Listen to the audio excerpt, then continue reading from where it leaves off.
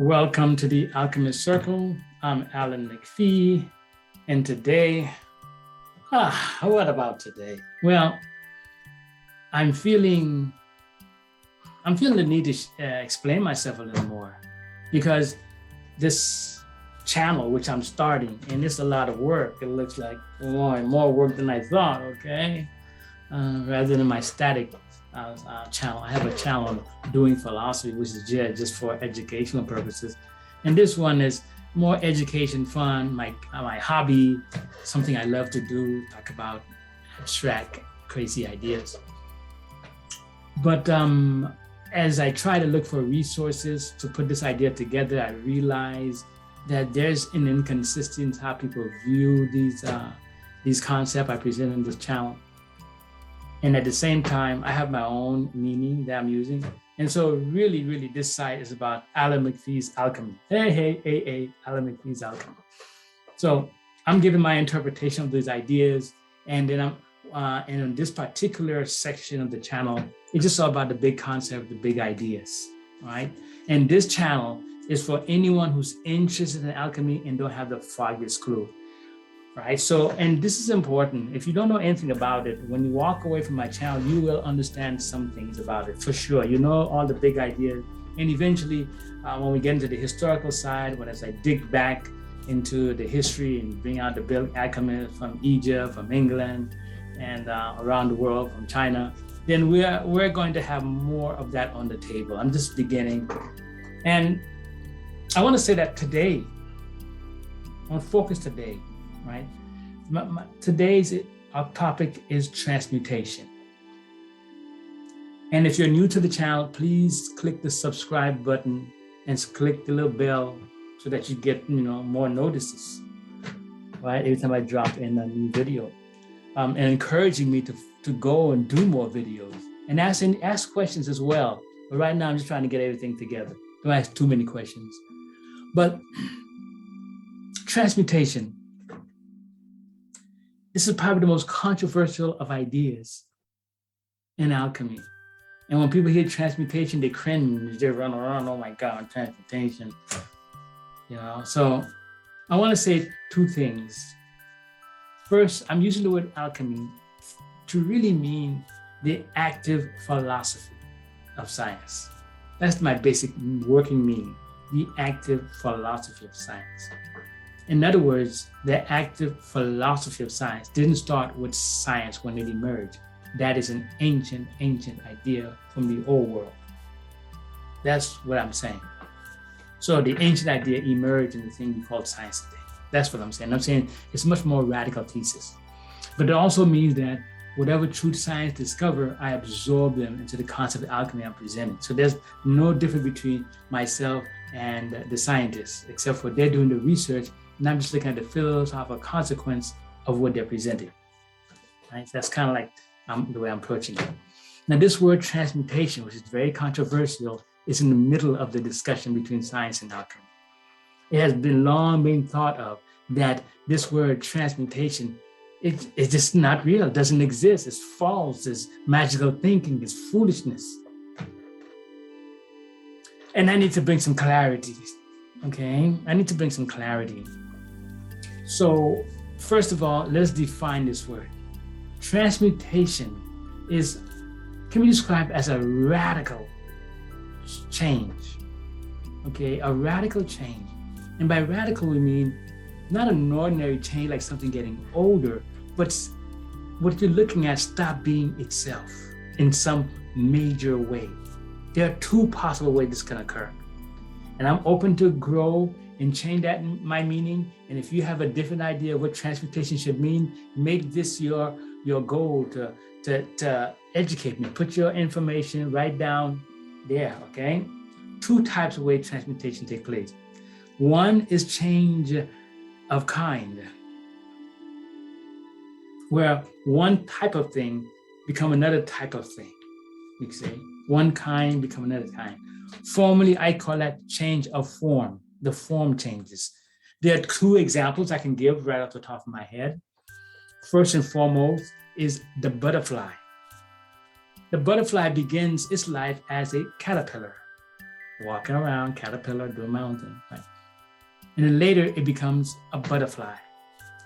Science calls this thing metamorphosis, where an organism has one way it begins life and go through a radical change in body and it becomes something else, metamorphosis.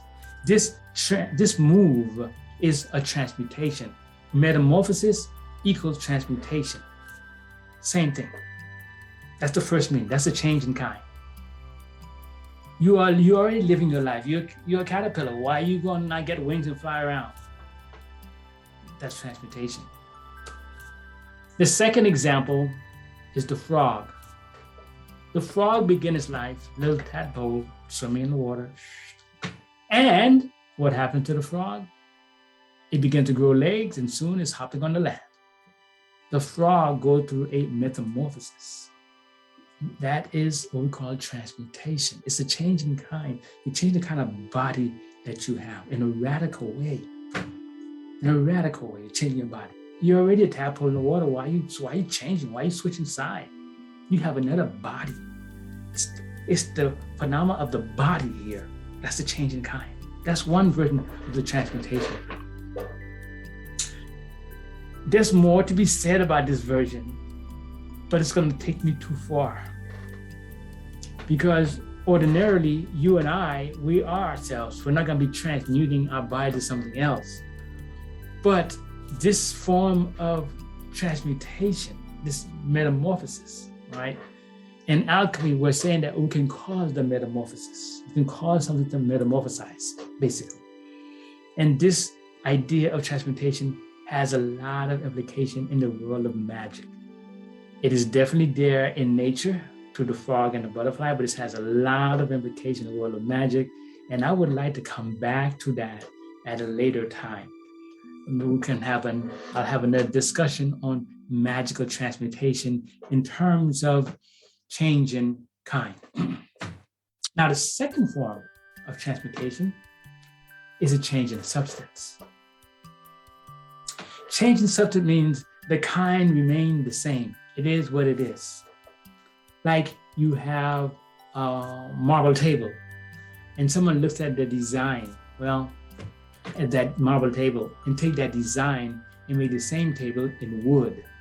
So it's the same table, the same form, but it have different material, substances, right? See, when we think of living things, we don't think of them as having change of substance that much, but it is to be discussed. So let's look at transmutation, change of substance, where you should be aware of it. Now, I mentioned that earlier that scientists do not like the word transmutation. They just think that this is wrong. I need to make sure we understand something. Everyone understands. Everyone missed this. I don't know why they keep missing it. As Chinese are not against transmutation. Scientists believe that the world you live in right now emerges from transmutation. What they are opposed to is that the idea that an ordinary human being, especially those that live way back when, can actually engage in those transmutation themselves. It is who is doing it is their problem. Scientists have even replicated some of this in their lab. Who's doing it is their problem because it's so complicated for scientists to do, right? There's a thing called nuclear transmutation that illustrates this. In the heart of your stars, there's some fundamental particles, the helium that's in there, and the heavy pressure in the gases. Those things fuse together and produce more heavier elements. Nuclear transformation is where one chemical element changes to another chemical element. This can happen in a chemical reaction in the lab. It can happen through nuclear decay, but it also occurs in the heart of suns. The various size suns out there, these solar bodies, produce different kind of elements. I mean, we don't have our planet unless transmutation has taken place. The more lighter particles of which the universe is made up form together to form the heavier things, like iron and lead and things of that nature, right? So chemical transmutation is a natural reality. It's It's a given. The only thing the alchemists from the old were saying that we can do the same. They somehow understood, without even the rise of the atoms, that the world is made of small little parts. And if you look at all the metals together, all the metals represent a certain type of family. They must be closely related in terms of their fundamental parts. If we can find the chemical mixture between the chemical connection between lead and gold, okay, maybe we can do like a butterfly effect. The lead would be the caterpillar and the gold is the butterfly. All we gotta do is figure out what the mechanism to change that. We transmute it, right? There's already a connection, they're metals. So they have to have some connection with all the parts. So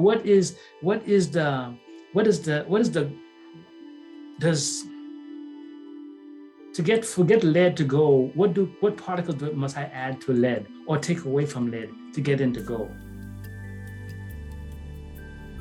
When we do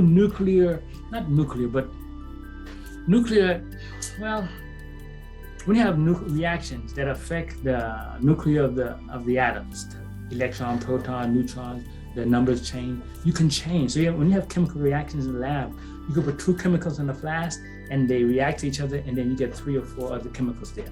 You get other chemicals in the flask that wasn't there because of the interaction. That is caused transmutation. We have a lot more knowledge today than we did then, but the ideas still remain the same. If metals belong to the same family, isn't it possible for me to change one to another? So if you can do that, then you would have what we call transmutation, change of substance. I need to say that I need to talk more about this nuclear transmutation. I'd like to create a talk just about that because there is a lot of misunderstanding. People really, really think that scientists believe there are no transmutation, but you go read the literature.